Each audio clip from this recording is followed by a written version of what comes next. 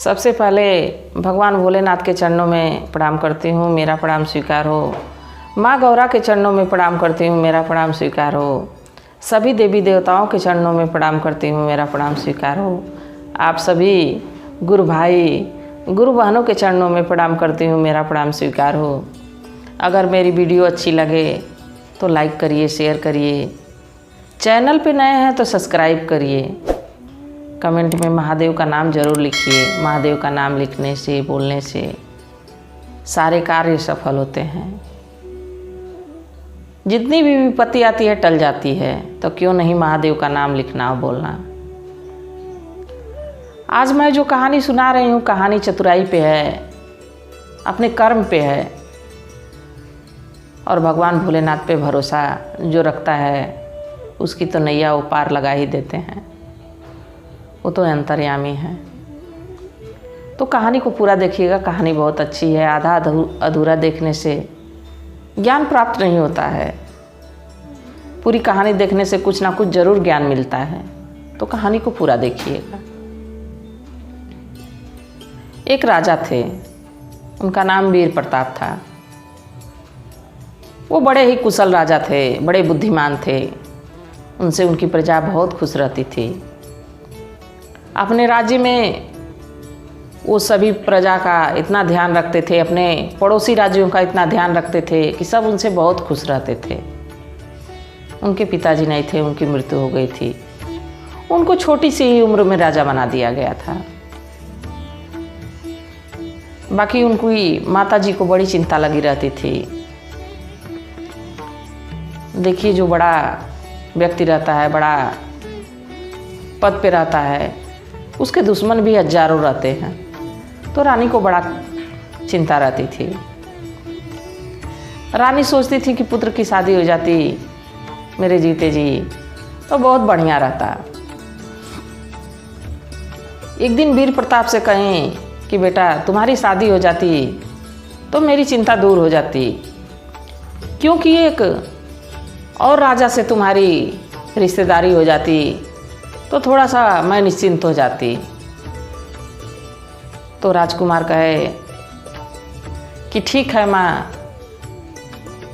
तो राजमाता कहें कि रिश्ता तो बहुत जगहों से आ रहा है। सभी लोग चाहते हैं कि वीर प्रताप जैसा राजा से हमारी पुत्री की शादी हो। सभी लोग चाहते हैं। बाकी पड़ोसी राज्यों से, 3 राज्यों से 3 राजकुमारियों का रिश्ता आया है। तो राजा वीर प्रताप मुस्कुराए और कहे माँ, तीनों लोगों से शादी तो हो नहीं सकती है, एक ही से शादी करनी होगी। और एक शादी एक से करने का मतलब है कि 2 राज्यों से दुश्मनी लेना, 2 राज्यों से रिश्ते में खटास डालना। तो राजमाता कहें कि अब इसकी व्यवस्था तो तुम ही जानो, तुम ही बुद्धि लगाओ कि क्या हो सकता है। तो राजा वीर प्रताप बड़े बुद्धिमान थे। भले ही उनकी छोटी उम्र थी, भगवान भोलेनाथ की उन पर कृपा थी, बड़े बुद्धिमान थे।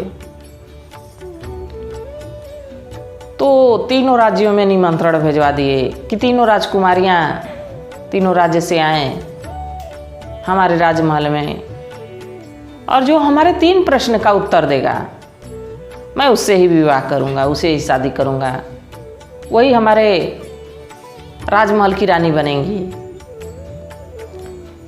तो 2 राजा तो बड़े खुश हुए, क्योंकि उन लोग की बेटियां जो थीं, राजकुमारियां थीं, वो बुद्धिमान थीं, युद्ध में कुशलता उन लोग को हासिल थी। वो लोग बड़े खुश थे। बाकी एक राजा भानु प्रताप, उनके पड़ोसी राज्य के राजा थे। उनकी पुत्री ज़्यादा बुद्धिमान नहीं थी।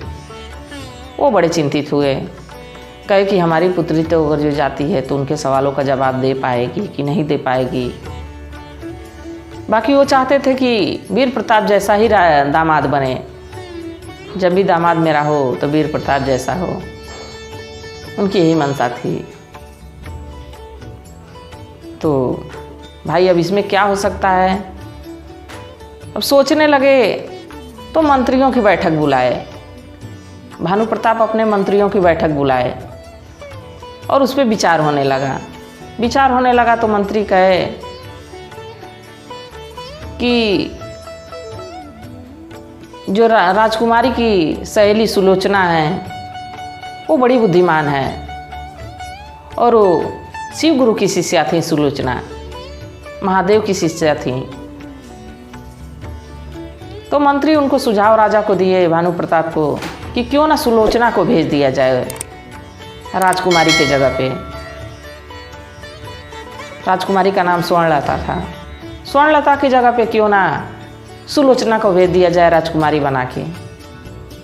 वो बड़ी चतुर है, चालाक है, हाजिर जवाब है, उसी को भेज दिया जाए। राजा भानु प्रताप अपने मंत्रियों की बात को मान गए और पालकी तैयार करवाए और सुलोचना को गहनों से सुंदर साड़ियाँ पहना के लोग तैयार कर दिए, गहने पहना दिए, साड़ी पहना दिए। इसके बाद आईना में जब खड़ी हुई देखने के लिए अपना रूप, तो सुंदर तो थी ही, मानो स्वर्ग से परी उतर आई हो। बड़ी सुंदर लग रही थी, सच में राजकुमारी लग रही थी। बाकी थीं तो दासी। उनको पालकी में बैठा के और राजा वीर प्रताप के यहाँ रवाना कर दिया गया। जब तीनों राज्य से तीनों राजकुमारियाँ पहुँची राजा वीर प्रताप के महल में, जब महल में पहुँची तो उन लोग की देख रेख, उन लोगों का रहना जहाँ था वो राजमाता के दरबार में, राजमाता के भवन में करवा दिया गया। उन लोग के रहने का प्रबंध, खाने पीने का खास ध्यान रखने के लिए राजा कहे कि राजकुमारियों को कोई दिक्कत ना हो, कोई परेशानी ना हो, इसका खास ख्याल रखा जाए और राजकुमारियों का ध्यान रखा जाए कि उन लोग को कोई कष्ट ना आए। तीनों राजकुमारियां पहुंच गई दरबार में। अगले दिन दरबार शुरू हुआ। तीनों राजकुमारियों को बुलाया गया, सबको अपने अपने जगह पे बैठाया गया। आसन लेके सभी लोग अपने अपने जगह पे बैठ गए। राजा अपने सिंहासन पे बैठ गए, तीनों राजकुमारियां बैठ गईं, राजमाता बैठ गईं, मंत्रीगण बैठ गए, दरबारी बैठ गए। अब राजा अपना प्रश्न शुरू किए। वीर प्रताप अपना प्रश्न शुरू किए कि हमारा पहला प्रश्न है कि सबसे मधुर ध्वनि किस चीज़ की होती है, किसकी होती है जो सबसे मधुर ध्वनि हो। तो रानी कलावती एक दूसरे राज्य से आई थी। वो जवाब दें कि कोयल की ध्वनि इतनी मधुर होती है, कानों में सुकून शांति पहुंचाती है।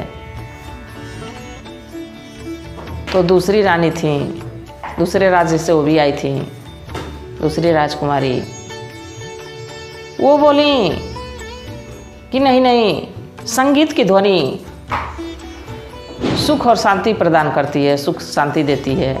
संगीत जब धुन बजती है तो बड़ा शांति मिलती है। अब सबकी नज़र सुलोचना पर, स्वर्णलता पर गई। जो सुलोचना थी वह स्वर्णलता बन के आई थी, राजकुमारी बन के आई थी। अब सबकी नज़र उनके पे गई कि ये देखें तो क्या जवाब देती हैं। तो वो तो बड़ी बुद्धिमान थी, बड़ी विवेकी थी। वो कहीं कि मैं जवाब देने से पहले राजा साहब आपसे कुछ कहना चाहती हूँ। हे राजकुमार, मैं कुछ कहना आपसे चाहती हूँ। तो राजकुमार मुस्कुराते और सिर अपना हिलाए और इशारा किए कि ठीक है, आप अपना बात कर सकती हैं, अपनी बात बोल सकती हैं। तो राजकुमारी दो चार शब्द उनके प्रशंसा में कि आप बहुत गुणवान हैं, इतने बड़े योद्धा हैं, इतने सुंदर हैं, हर कोई आपसे विवाह करना चाहेगा। सारे राज्यों की राजकुमारियां चाहती हैं कि आपसे विवाह करें। अपनी तारीफ की बात सुन के राजा मुस्कुराने लगे।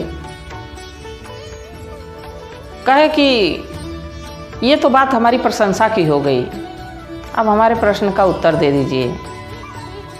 तो राजकुमारी मुस्कुराते हुए, सुलोचना मुस्कुराते हुए उनका जवाब दें कि आपके प्रश्न का यही उत्तर है।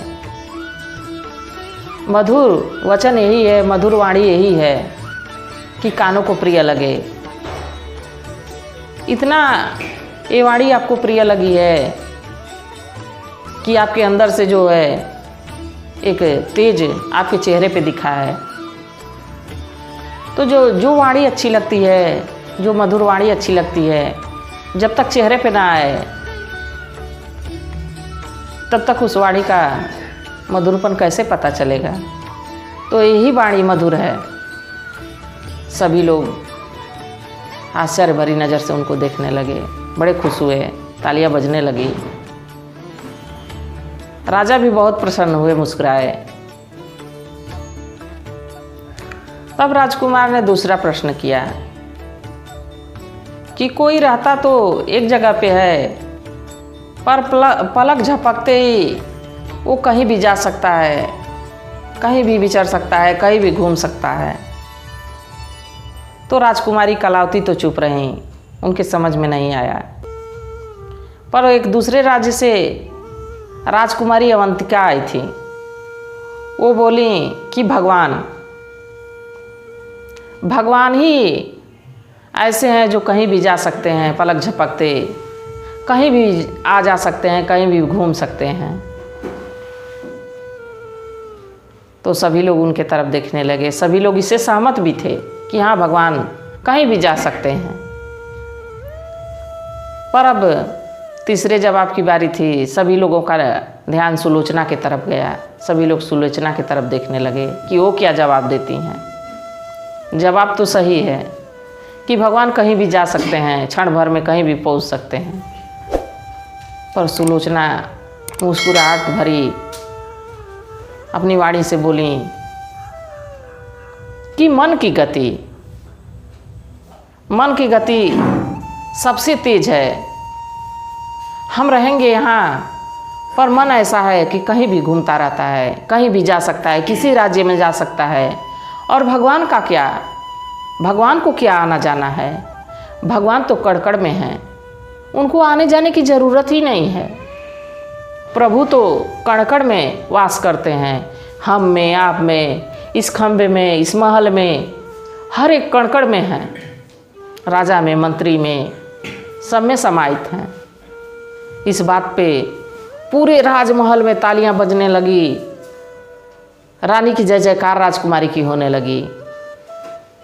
और राजमाता भी सोच ली कि यही हमारी बहू बन सकती है, बहुत बुद्धिमान, बहुत चतुर है। और उस पर तो भोलेनाथ की कृपा ऐसी थी, ऐसे भगवान भोलेनाथ की वो शिष्य थी कि भले दासी थी, बिना पूजा आराधना किए, बिना भगवान को याद किए कोई काम नहीं करती थी। तब राजकुमार तीसरा प्रश्न किए कि वो कौन सा कार्य है जिसको करने से किसी भी बुद्धिमान व्यक्ति को बाद में पछतावा हो। तो दो राजकुमारी तो चुप थीं, बाकी स्वर्णलता, जो स्वर्णलता के रूप में सुलोचना थी, वो अपने आसन से खड़ी हो गईं और खड़ी होके जवाब दें कि आप जरूर एक हठी व्यक्ति हैं, एक हठी राजा हैं, नहीं तो दो ही प्रश्नों के उत्तर में हमको विजेता घोषित कर दिए रहते, हमसे विवाह करने के लिए तैयार हो गए रहते। आप जरूर ही घमंडी राजा हैं। राजा को इस बात पे बड़ा गुस्सा आया। राजकुमार को कहे कि तुम जरूर ही एक घमंडी लड़की हो, अपनी चतुराई का तुमको बहुत घमंड है। बड़े गुस्से में बोले और कहे कि जाके अपने पिताजी से कह दो कि अब ये शादी नहीं हो सकती है, क्योंकि तुम इतनी घमंडी हो, तुम्हारे अंदर अहम बहुत है, तुम्हारा जो है कि साथ हमारे साथ चल नहीं पाएगा। और अपने पिताजी से ये बात ज़रूर कह देना कि ना ही उनसे अब कोई राजनैतिक रिश्ता रहेगा, ना ही कोई पारिवारिक रिश्ता रहेगा, कोई रिश्ता हम लोग के साथ नहीं रहेगा। और राजा गुस्से में उठ के चले गए। कलावती और स्वर्णलता अवंतिका, इन तीनों लोगों को जहाँ रहती थी वहाँ पहुँचाया गया, वहीं वो लोग अपना विश्राम की। राजमाता भी इस बात से बड़ी हैरान थी, सारे दरबारी बहुत हैरान थे कि राजकुमारी ऐसा जवाब क्यों दी हैं। ये तो बड़ी चतुर थी, बड़ी चालाक थी, पर क्यों ऐसा जवाब दी हैं, किसी को समझ में आ नहीं रहा था। अगले दिन सुबह हुई, उनको जाने से पहले, स्वर्णलता को जाने से पहले राजकुमार फिर दरबार में बुलाए और कहे कि राजकुमारी मुझसे गलती हो गई, अपने व्यवहार के लिए मैं आपसे क्षमा मांगता हूँ, माफ़ी मांगता हूँ। अपने पिताजी से कह दीजिएगा कि हम लोग की शादी हो या ना हो, पर हम लोग का रिश्ता चाहे राजनैतिक हो चाहे पारिवारिक हो, मित्रता का जो है चलता रहेगा रिश्ता। हमारे व्यवहार के लिए हमको क्षमा कर दीजिए और ये तो बताइए कि आप इस तरह का व्यवहार क्यों की, क्यों हमारे सवाल का जवाब नहीं दी। तो राजकुमारी मुस्कुराते हुए पलके झुका के कहीं कि आपके सवाल का यही उत्तर है, आपके प्रश्न का यही उत्तर था, आप समझ नहीं पाए कि जो कार्य करने के बाद मनुष्य पछताता है, कोई भी बुद्धिमान राजा पछताता है, कोई भी बुद्धिमान व्यक्ति पछताता है। जैसे आपने कल दरबार में हमको खरी खोटी सुना दिए, हमारे पिताजी को ठेस पहुंचाए, हमारे पिताजी के बारे में बुरा भला बोले, आज उस कार्य पे, उस बात पे आप पछता रहे हैं। तो एक बार जुबान से निकली हुई बात वापस नहीं होती है। तो आपके प्रश्न का यही उत्तर है। राजा साहब मुस्कुराए, राजमाता, सारे मंत्रीगण सभी जय जयकार करने लगे, तालियां बजाने लगे कि रानी तो बहुत चतुर है, बहुत चालाक है। और राजा भी घोषणा करवा दिए, राजकुमार घोषणा करवा दिए कि मैं इनसे ही अपना विवाह करूंगा, इसी राजकुमारी से मैं विवाह करूंगा। देखिए उनकी चतुराई, कैसे उनको तीनों प्रश्नों का उत्तर वो दे दी। राजमाता भी बड़ी खुश। फिर तीनों लोगों की विदाई की बेला आ गई, तीनों लोगों को अपने राज्य से विदा करने का टाइम आ गया। राजकुमार दोनों रानियों को पालकी में बैठा के जो दूसरे राज्य से आई थी उन लोग को भी भेजवा दिए। इनके लिए भी पालकी तैयार हो गई जाने के लिए। जब राजकुमारी पालकी में बैठने के लिए जाती हैं तो तब राजकुमार उनको पालकी में बैठाए, उनके समीप गए और उनसे कहे कि अपने पिताजी से कह दीजिए कि बारात की स्वागत की तैयारी करें, हम लोग बारात लेके आ रहे हैं आपसे विवाह करने के लिए। और यह बात कहते हुए मुस्कुराते हुए राजमाता का एक कड़ा था, कंगन, उनके कलाइयों में पहना दिए और उनसे कहे, सुन पर्दे की होठ से, सुन पर्दे की होठ से धोखा हो ना जाए, खो सोने की चमक, खो सोने की चमक मिट्टी हाथ ना आए। पग फेरे इतना रखना, पग फेरे इतना रखना, ध्यान निशानी प्यार की ये हमारी पहचान।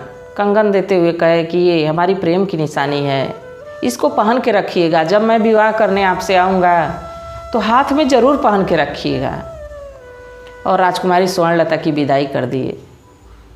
राजकुमारी जब भानु प्रताप के महल में पहुंची, यह बात महल में जब पता चली तो राजा भानु प्रताप तो बहुत खुश हुए, साथ में महल के सभी लोग बड़े खुश हुए और सभी शादी की तैयारी में लग गए। बड़े ज़ोरों शोरों से शादी की तैयारी हुई।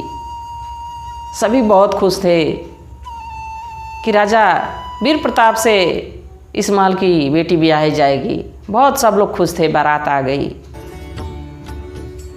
बारात का स्वागत खूब अच्छे से भानु प्रताप किए। फिर धीरे धीरे रस्में शुरू हो गई। फिर दुल्हन को बुलाया गया। पंडित जी जो हैं दुल्हन को बुलाने के लिए कहे। सोने के तार से जड़ी साड़ी और सुंदर सुंदर सोने के गहने पहने हुए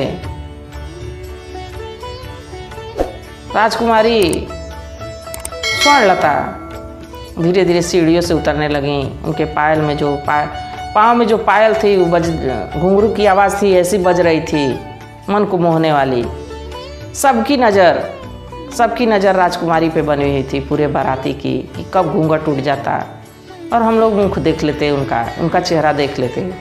राजा की भी यही हाल थी, राजकुमार की भी यही हाल थी कि उनके चेहरे से थोड़ा सा घूंघट हट जाता और हम देख लेते एक नज़र अपनी राजकुमारी को। बाकी रीति रिवाज जो होते हैं उसको सबको पालन करना पड़ता है। राजमाता इशारे से राजकुमार को समझाएं कि रीति रिवाज जो है इसको मानना चाहिए। मुंह दिखाई की रस्म तो शादी के बाद, विवाह के बाद ही होगी।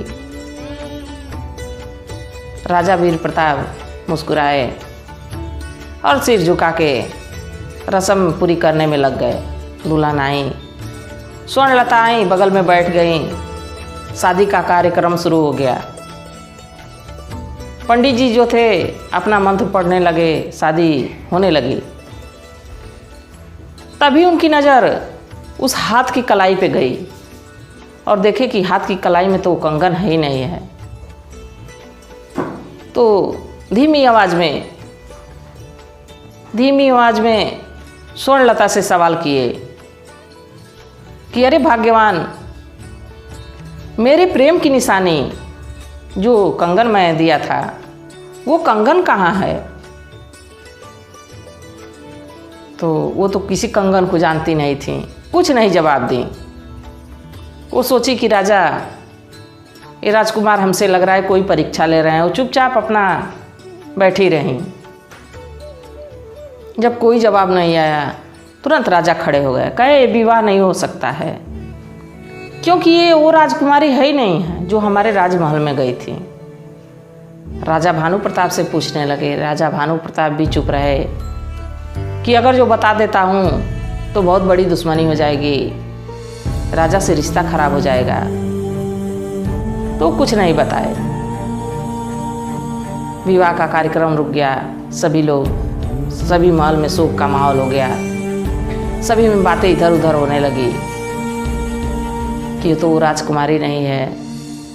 और इधर राजा भानु प्रताप से वीर प्रताप बार बार पूछ रहे हैं कि वो लड़की कौन थी जो हमारे महल में गई थी। भानु प्रताप बिल्कुल ना जानने का बहाना कर दिए, वो तो सुलोचना थी और सुलोचना को नज़रबंद किया गया था। अब धीरे धीरे ये बात सुलोचना तक पहुंच गई। सुलोचना खिड़की से जाके तो देखी कि हमारे खिड़की के नीचे खाना बन रहा है, बड़े बड़े चूल्हे वहाँ जल रहे हैं, खाना बन रहा है। सुलोचना तक बात पहुँच गई थी कि शादी रुक गई है, शादी नहीं हो रही है। सुलोचना एक खिड़की के पर्दे को चूल्हे के तरफ कर दी और जब पर्दे में आग लग गई तो पर्दा अपने तरफ खींच ली। धीरे धीरे आग महल में जलने लगी, धू धू कर महल जलने लगा।